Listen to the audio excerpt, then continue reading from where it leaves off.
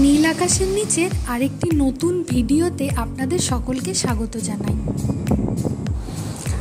আজকের পর্বে থাকছে ভারতের মূল ভূখণ্ডের দক্ষিণতম বিন্দু কন্যাকুমারী, যা কেপ কেমরিন নামেও পরিচিত।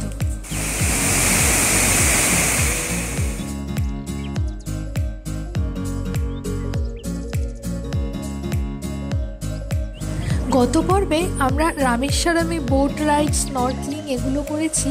আর সবথেকে গুরুত্বপূর্ণ, ভারত আর শ্রীলঙ্কার মাঝে ভারতের শেষ বিন্দু ধনুষকোটিতে গিয়েছিলাম।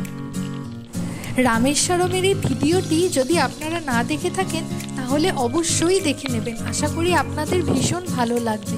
আমি ডেসক্রিপশন বক্সে ভিডিওটির লিংক দিয়ে দেব।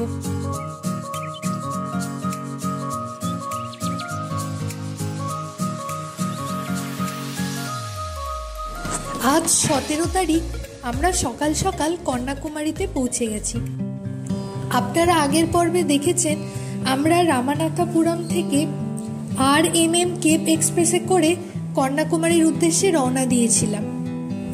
আর এখন আমরা ভারতের দক্ষিণতম রেলওয়ে স্টেশন কন্যাকুমারী রেলওয়ে স্টেশনে আছি।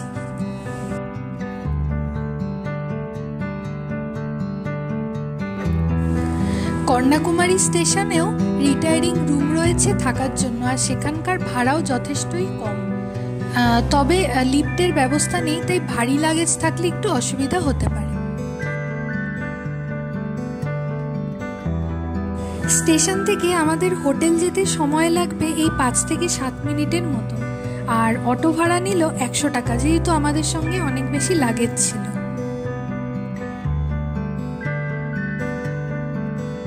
কন্যাকুমারীতে থাকার প্রচুর অপশন রয়েছে, প্রচুর হোটেলস, আশ্রম এগুলো রয়েছে। তবে আমরা ইন্টারনেটে রিভিউ দেখে সেবা প্যালেস বুক করেছিলাম। এই হোটেলটা বুক করার একমাত্র আমাদের কারণ ছিল এর লোকেশন। শুনেছিলাম এখান থেকে নাকি খুব সুন্দর সমুদ্রের ভিউ পাওয়া যায়। তবে এখানে এসে দেখলাম যে সত্যি হোটেলটা নেওয়া সার্থক হয়েছে। প্রথমত যেটাকে আমি হাইলাইট করতে চাই যে এদের হসপিটালিটি ভীষণ ভালো, প্রত্যেকটা স্টাফের বিহেভিয়ার দারুণ ভালো। দ্বিতীয়ত রুম থেকে একটা দারুণ সুন্দর সি ভিউ পাওয়া যায়। রুমে বসেই সানরাইজ সানসেট উপভোগ করা যায়, আবার বিবেকানন্দ রকেও দেখা যায়। আর 3 নাম্বার, এদের নিজস্ব রেস্টুরেন্ট রয়েছে, যদিও সেখানে সাউথ ইন্ডিয়ান ডিশই পাওয়া যায়। তাই আমি 100% রেকমেন্ড করব যে আপনারা কন্যাকুমারীতে এলে একবার অন্তত সেবা প্যালেসে থাকবেন। ব্রেকফাস্ট সেরেই আমরা বেরিয়ে পড়লাম। ব্রেকফাস্টে আমরা নিয়েছিলাম ধোসা আর মেন্দু বড়া। আর এখানকার কফিটা ভীষণ টেস্টি। তো জিজ্ঞেস করাতে জানতে পারলাম ওরা নারাসুস ব্র্যান্ডের কফি ইউজ করে, যেটা নাকি অনলাইনেও পাওয়া যায়।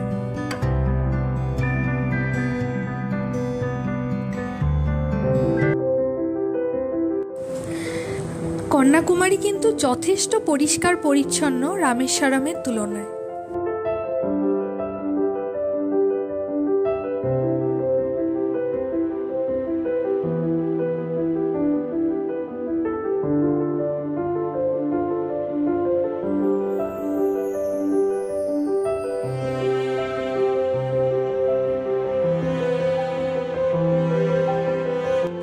আমরা এখন পদ্মনাভপুরম প্যালেসে যাচ্ছি। আমাদের যেতে বেশ অনেকটাই সময় লাগবে, তবে আশেপাশের সিনিক বিউটি এতটাই সুন্দর যে আপনাদের সঙ্গে শেয়ার না করে পারলাম না।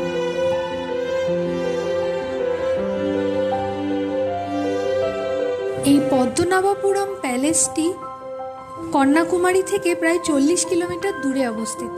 এটা তামিলনাড়ু রাজ্যে অবস্থিত হলেও এর দেখাশোনার ভার কিন্তু কেরল গভর্নমেন্টের, কারণ এটা ট্রাভাঙ্কোরের রাজার প্যালেস ছিল।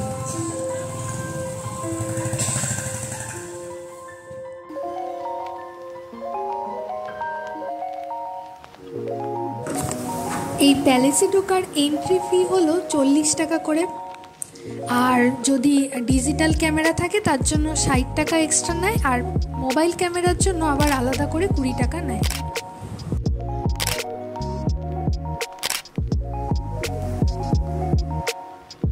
পুরো প্যালেসটি গ্রানাইটের স্টোন আর উডেন ব্লক দিয়ে তৈরি।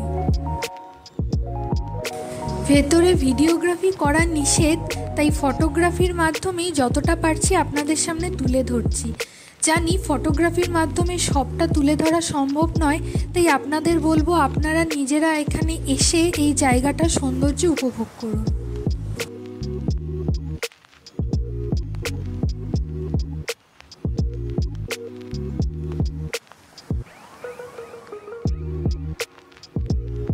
কাঠের কাজগুলো কি নিখুঁত, আর ফ্লোরটা এত সুন্দর পালিশ করা যে নিজের প্রতিবিম্ব দেখতে পাবেন। পশ্চিমঘাট পর্বতমালার পাদদেশে অবস্থিত এই প্যালেসটির সিনিক বিউটি দারুণ সুন্দর। প্যালেসটি প্রায় 4 কিলোমিটার লম্বা জায়গা জুড়ে অবস্থিত।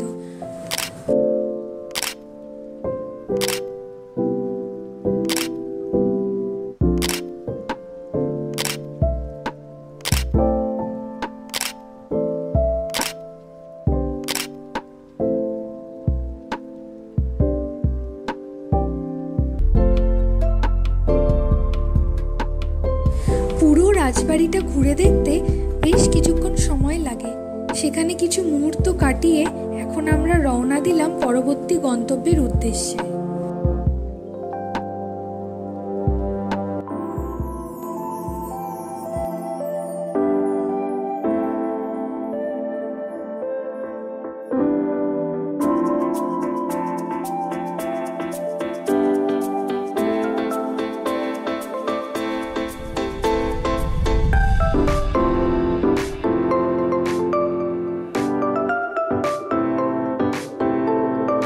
মাথুর হ্যাঙ্গিং ব্রিজ না দেখলে হয়তো জানতেই পারতাম না যে একটা সামান্য ক্যানেলকে কী করে ট্যুরিস্ট ডেস্টিনেশনে পরিণত করা যায়।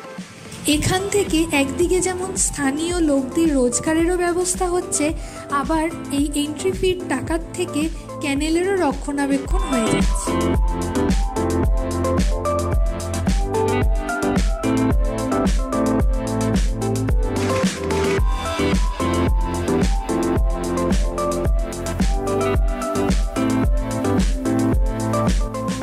চারপাশের ভিউটা জাস্ট অসাম। দিনের বেলা এলেই এই ভিউটা বেশি ভালোভাবে উপভোগ করা যায়।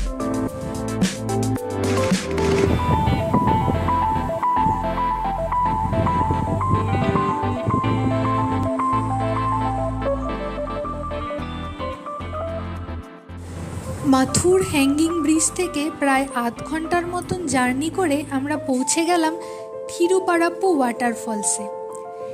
এই ওয়াটারফলসকে তামিলনাড়ুর নায়াগ্রা ফলস বলা যেতেই পারে। এর উচ্চতা প্রায় 50 ফিট।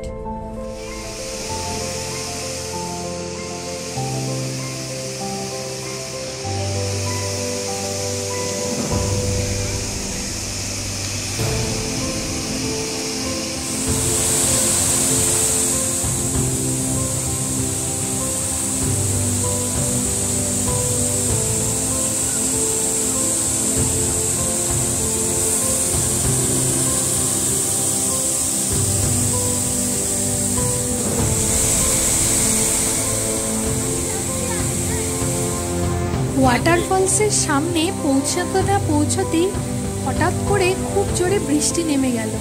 তাতে যেন এই ওয়াটারফলসের সৌন্দর্য আরো কয়েক হাজার গুণ বেড়ে গেল।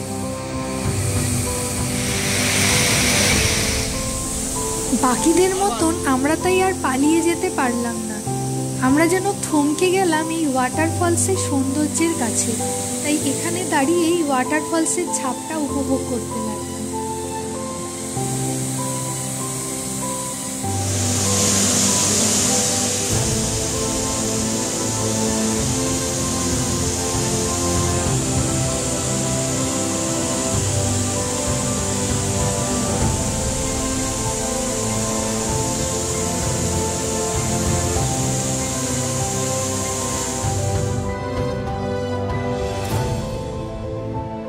আমাদের প্ল্যান ছিল পুভার ব্যাকওয়াটারে গিয়ে বোট রাইড করার, কিন্তু হঠাৎ করে ওয়েদারটা এতটাই খারাপ হয়ে গেল যে বাধ্য হয়ে আমাদের সেই প্ল্যানটাই ক্যান্সেল করতে হলো।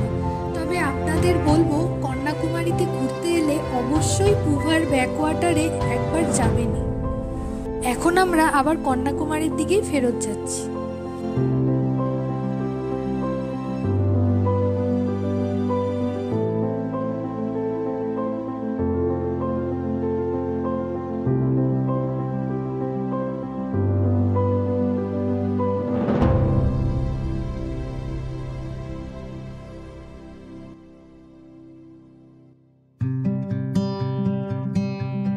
সারাদিন ঘুরে বড্ড খিদে পেয়ে গিয়েছিল, তাই আমরা কন্যাকুমারীতে ফিরেই সবার আগে লাঞ্চটা সেরে নিলাম। এখানে আশেপাশে প্রচুর বাঙালি হোটেল রয়েছে। আপনারা হয়তো ভাবছেন যে আমি মেডিকেল স্টোরের ছবি কেন দেখাচ্ছি। কন্যাকুমারীতে এসে কোনো ওষুধের প্রয়োজন হলে আপনারা নির্দ্বিধায় মদন মেডিকেলসে যোগাযোগ করতে পারেন। এখানকার মালিক মিস্টার সুরেশ, উনি ভীষণ সাপোর্টিভ একজন মানুষ। ওনার পক্ষে যতটা সম্ভব উনি চেষ্টা করেন আপনার প্রয়োজনীয় ওষুধ জোগাড় করে দেওয়ার।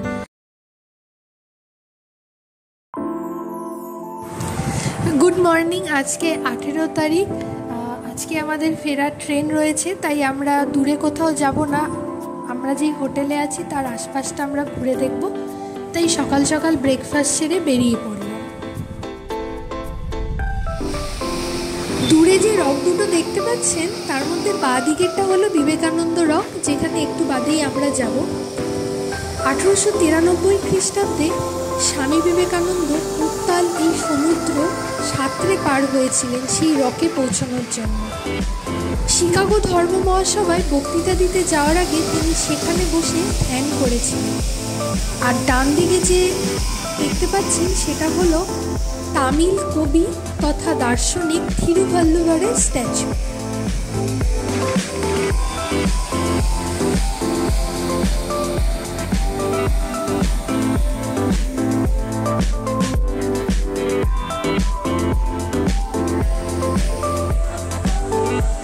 বাঁদিকে যে সাদা চার্চটা দেখতে পাচ্ছেন সেটা বহু পুরনো, 1905 সালে তৈরি। আমরা এখন বিবেকানন্দ রকে যাচ্ছি, তো তার জন্য আমরা এখান থেকে টিকিট কেটে নিয়েছি। পার হেড 75 টাকা করে লাগলো। এই যে লঞ্চগুলো দেখতে পাচ্ছেন, এই লঞ্চগুলোই নিয়ে যায় বিবেকানন্দ রকে। আর আমাদের যে 75 টাকা করে লাগলো সেটা হচ্ছে যাতায়াতের ভাড়াটা মিলিয়ে। সারাদিনে এই লঞ্চগুলো অনেকবার যাতায়াত করে, কারণ এখানে প্রচুর লোক আসে বিবেকানন্দ রক দেখতে।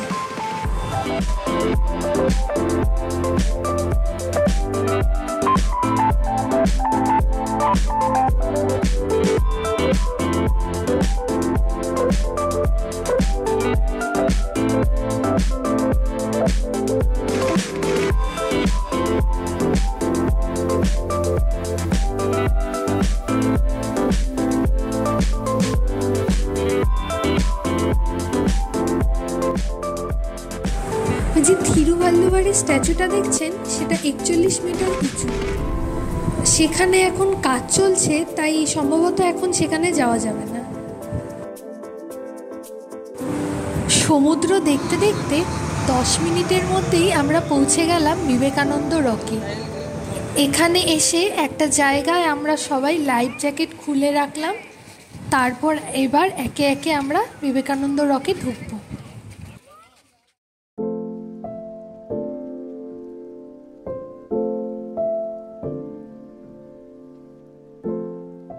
এখানে এন্ট্রি ফি পার পারসন 30 টাকা করে।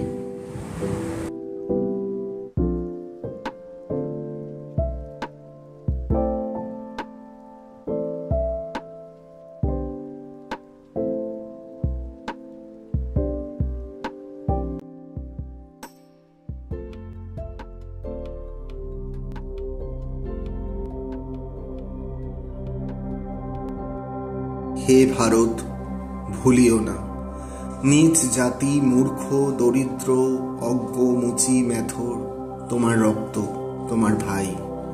হে বীর, সাহস অবলম্বন করো, সদর্পে বলো আমি ভারতবাসী, ভারতবাসী আমার ভাই। বলো মূর্খ ভারতবাসী, দরিদ্র ভারতবাসী, ব্রাহ্মণ ভারতবাসী, চণ্ডাল ভারতবাসী আমার ভাই। সদর্পে ডাকিয়া বলো ভারতবাসী আমার ভাই। ভারতবাসী আমার প্রাণ, ভারতের দেবদেবী আমার ঈশ্বর, ভারতের সমাজ আমার শিশুসজ্জা, আমার যৌবনের উপবন, আমার বার্ধক্যের বারাণসী। বলো ভাই, ভারতের মৃত্তিকা আমার স্বর্গ, ভারতের কল্যাণ আমার কল্যাণ।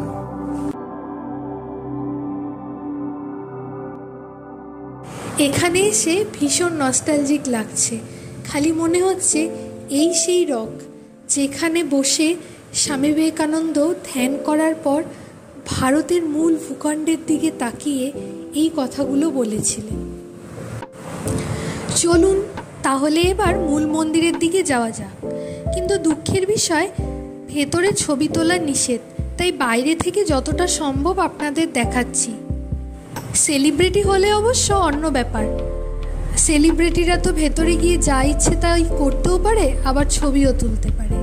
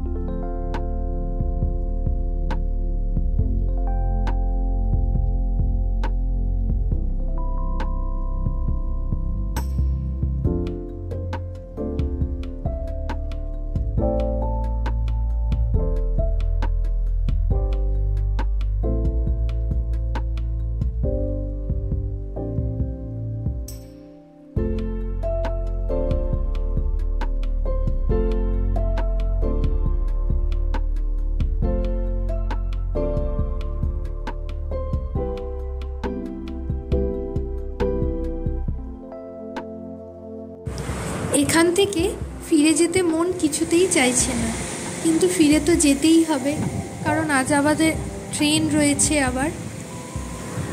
তো এখানে বেশ কিছুক্ষণ সময় কাটালাম, খুব ভালো লাগলো এখানে এসে। এখানকার ভিউ এতটাই সুন্দর, 3টে সমুদ্রকে একসঙ্গে উপভোগ করতে পারছি। আর এখানে এতটা হাওয়া দিচ্ছে, শরীর মন প্রাণ জুড়িয়ে যাচ্ছে।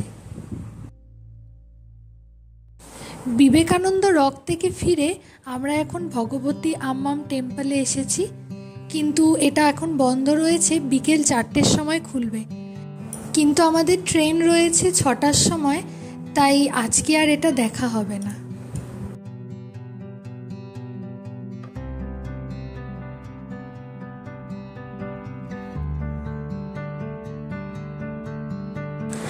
কন্যাকুমারীকে বিদায় জানিয়ে আমরা চলেছি চেন্নাইয়ের উদ্দেশ্যে। সেখান থেকে আবার আমাদের ট্রেন রয়েছে বাড়ি ফেরার।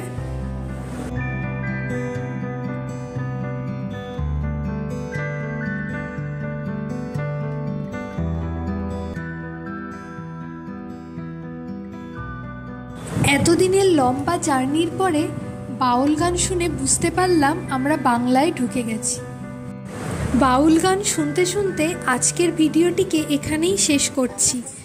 ভিডিওটি যদি আপনাদের ভালো লেগে থাকে তাহলে অবশ্যই লাইক শেয়ার করতে ভুলবেন না কিন্তু, আর আমার চ্যানেলটিকেও সাবস্ক্রাইব করে আমার পাশে থাকবেন। আবার দেখা হবে আপনাদের সঙ্গে নতুন কোনো জায়গায়, নতুন কোনোভাবে।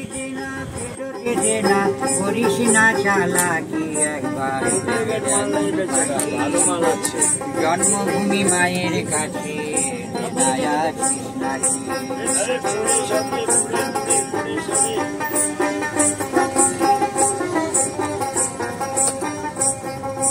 রূপের গৈরব যতই করিস না, রূপের আগুন না নিভাইলে শান্তি পাবি না। রূপের গৈরব যতই করিস না, রূপের আগুন না নিভাইলে শান্তি পাবি না। নলে জনম ভরে কানতে হবে সোনার খাঁচায়, দিনারে তোর বাকি একবার ভেবে দেখুন পাখি। জন্মভূমি মায়ের কাছে